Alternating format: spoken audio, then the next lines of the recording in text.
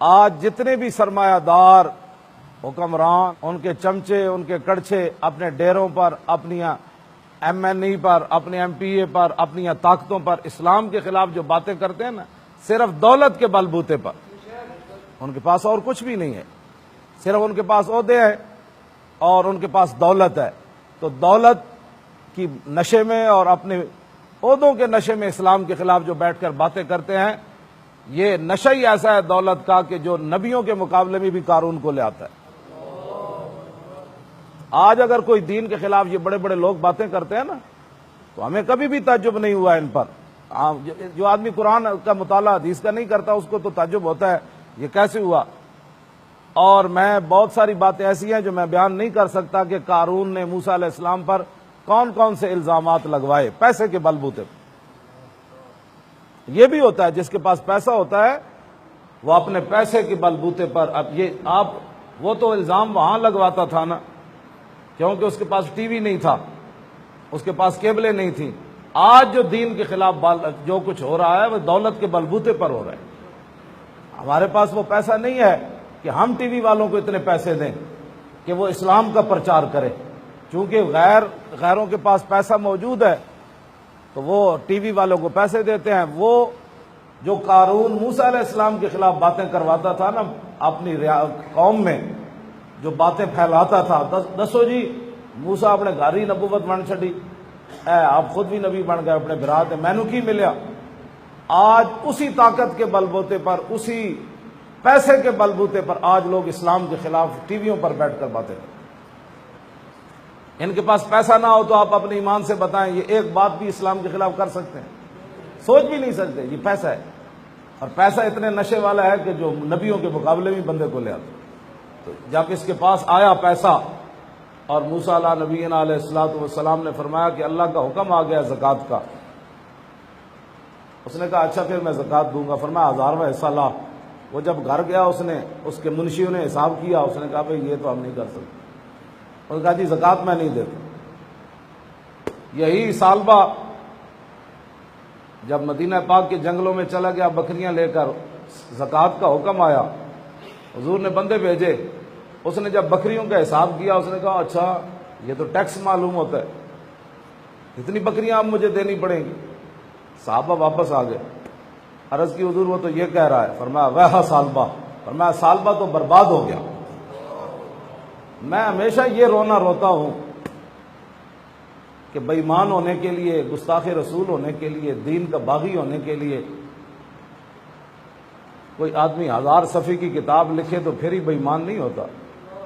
ہاں، یا کوئی 200 باتیں اسلام کے خلاف، صرف اتنی بات اس کے منہ سے نکلی کہ یہ تو مجھے ٹیکس معلوم ہوتا ہے، بس اس ایک جملے پر حضور نے فرمایا سالبہ برباد ہو گیا.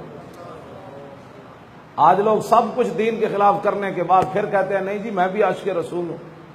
میں نے کہا وہ مدینہ پاک کے جنگلوں میں رہنے والے بندے نے ایک ہی کہا کہ یہ زکوٰۃ ٹیکس ہے. تو پھر جب اس کو پتہ چلا نا حضور نے یہ فرمایا، پھر وہ بکریاں لے کر آیا مدینہ پاک میں. حضور نے فرمایا اب مجھے اللہ نے منع کر دیا ہے، تیری زکوٰۃ نہیں لینی.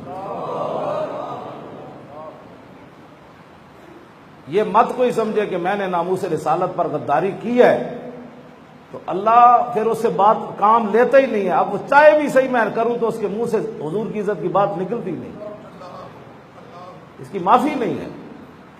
آج لوگ یہی سمجھ رہے تھے نا بھائی ہم نے ناموس رسالت پر غداری کر کے اپنی جماعتیں بچا لیں، اپنی سیاستیں بچا لیں، اپنی خانقاہیں بچا لیں، اپنے مدرسے بچا لیے، اور ہم پیچھے ہٹ گئے. تو پھر ان کا بچا کیا ہے؟ ابھی تو کچھ بھی نہیں، ابھی تو شروع ہونا ہے کام.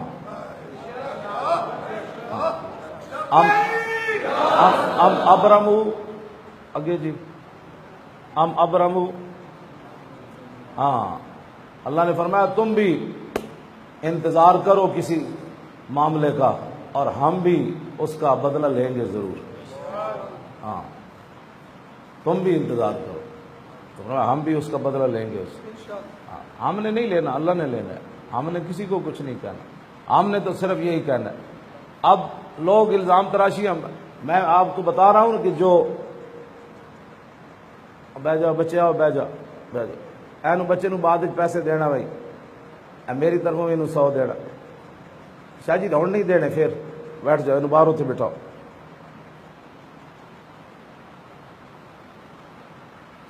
توجہ، اسی یہی کہتے ہیں بھائی تسی دین لیاؤ تو اے چھڑکاؤ دے بجائے سلمہ جرب پڑھے، حافظ اتنی عمر دا بن جائے تو قرآن پڑھے۔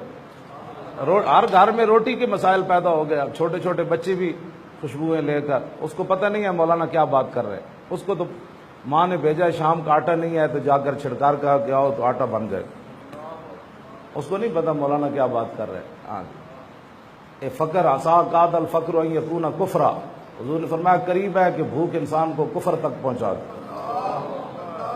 اسلام سب سے پہلے روٹی کا حل کرتا ہے۔ ہاں جی، میں نے جو رسول اللہ کے پاس وفود آتے تھے نا، میں نے پڑھا ہے جو بھی وفد حضور کے پاس آتا، حضور بعد میں ملنے کے بعد سب سے پہلے حضور پوچھتے کہ روٹی کھائی ہے، روٹی کھائی ہے؟ تو کہتے جی ہم ام المومنین، پہلے گھر گئے تھے تو ام المومنین نے ہمیں وہ چیزیں ڈال کر وہ جو ہے وہ کھچڑی بنا کر چیزیں باہر بھجوائی تھی تو ہم نے کھائی ہیں، پھر آپ کے گھر سے کھانا کھانے کے بعد ہم پھر آپ کی بارگاہ میں آئے۔ تو حضور کے پاس وفد بیٹھے ہوئے تھے، تو ایک صحابی جو حضور کی بکریاں چراتے تھے، وہ حضور مسجد کے سائے کے شام کے وقت وہ بکریاں چرا کے آ رہے تھے، تو انہوں نے ایک بچہ جو ہے وہ بغل میں بکری سوئی تو میں کر رہا تھا، حضور نے فرمایا بکری سوئی ہے؟ انہوں نے کہا ہاں جی، فرمایا پھر ایک بکری ذبح کر دینا۔ تو وہ وفد کو کہا کہ یہ تمہارے لیے ہم ذبح نہیں کر رہے، بکریاں جب 100 ہو جاتی ہیں تو ہم 100 نہیں ہونے دیتے، اسے پہلے ذبح کر دیتے ہیں، 100 بکریوں پر تو پھر زکوٰۃ۔ حضور نے ساری زندگی زکوٰۃ عطا نہیں فرمائی، مال بننے ہی نہیں دیا اتنا۔ اور جو حضور کے جانشین ہیں آج، جو حضور کے وارث ہیں، ان کی کیا بات ہے، ان کی ٹھاٹھیں دیکھیں، ان کی باٹیں دیکھیں، ان کی خانقاہیں دیکھیں، ان کی گاڑیاں دیکھیں، ان کے یورپ کے سفر دیکھیں، ان کے صاحبزادے دیکھیں اور دین کا انجام دیکھیں۔